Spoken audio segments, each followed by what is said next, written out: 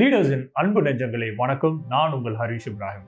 ஒரு ஒன்றியத்தில் ஆளக்கூடிய அரசாங்கமோ இல்லை ஒவ்வொரு மாநிலத்தில் ஆளக்கூடிய அரசாங்கமோ அதனுடைய கடைசி நோக்கம் என்னவாக இருக்கணும்னா, இயற்கையாகவே அந்த மக்களுக்கு, அந்த மண்ணினுடைய மக்களுக்கு சேவை செய்வதற்காக மட்டுமே இருக்க வேண்டும்ங்கிறது தான் ஒரு இயற்கையும் அறமும் சார்ந்து இயங்கக்கூடிய ஒரு மானுட தத்துவமாக இருக்குங்கிறதுல மாற்று கருத்தே கிடையாது. ஆனால் ஒன்றிய அரசாங்கம் இது மாதிரி நடந்து கொள்வதா அப்படிங்கிறத பத்தின ஒரு பார்வையாக இந்த காணொலி இருக்கும். தொடர்ந்து இணைந்திருக்கும்.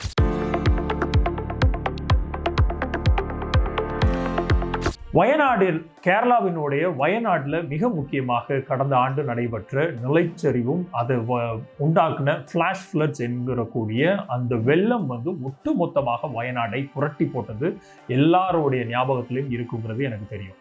அப்போ அன்றைக்கு நடைபெற்ற அந்த இயற்கை பேரழிவை ஒன்றிய அரசாங்கம் அது இயற்கை பேரிடர் கிடையாது, நேஷனல் டிசாஸ்டர் கைண்ட் ஆஃப் இது கிடையாது அப்படிங்கிறதை புறந்தள்ளி விட்டு அவர்கள் கேரள அரசாங்கம் கேட்ட 2000 சொச்சம் கோடி ரூபாயை எங்களுக்காக இதற்கான செப்பனிடும் பணிகளுக்காக கொடுங்கன்னு கேட்டதுல தோராயமாக 260 கோடி ரூபாய் தான், 10% தான் கொடுக்க முடியும்னு ஒன்றிய அரசாங்கம் கையை விரித்து விட்டது.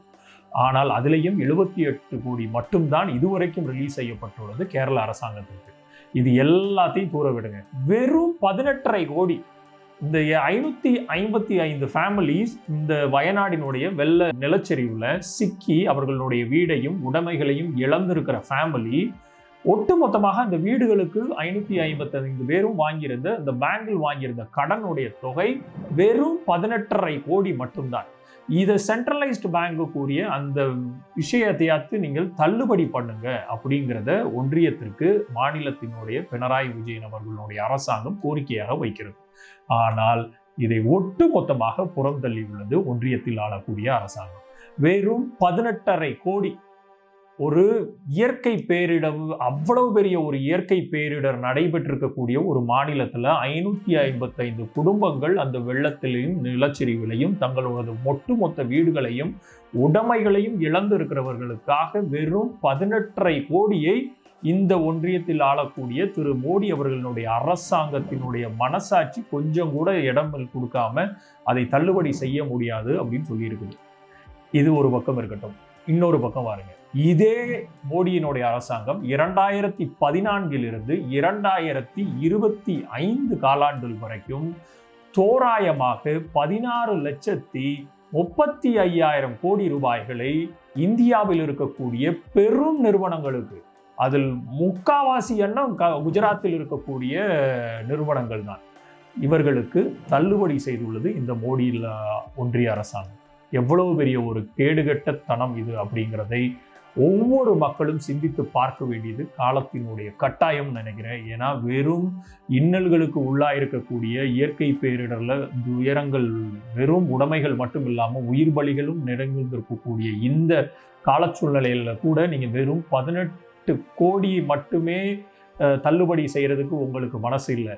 ஆனால் உங்களுக்கு தேவையான கார்ப்பரேட் முதலாளிகளுக்கு செல்வம் கொளிக்கிற பல ஆயிரம் கோடி ரூபாயினுடைய இந்த ஒட்டுமொத்தமான தேசத்தினுடைய சொத்துக்களை வெறும் 1000 ஏக்கர் 2000 ஏக்கர்ல 2 ரூபா 3 ரூபாய்க்கு கொடுக்கக்கூடிய இதே ஒன்றியத்தின் ஆளக்கூடிய அரசாங்கம் யாருக்கான அரசாங்கமாக செயல்படுகிறது அப்படிங்கிற ஒரு பார்வை இருக்குது.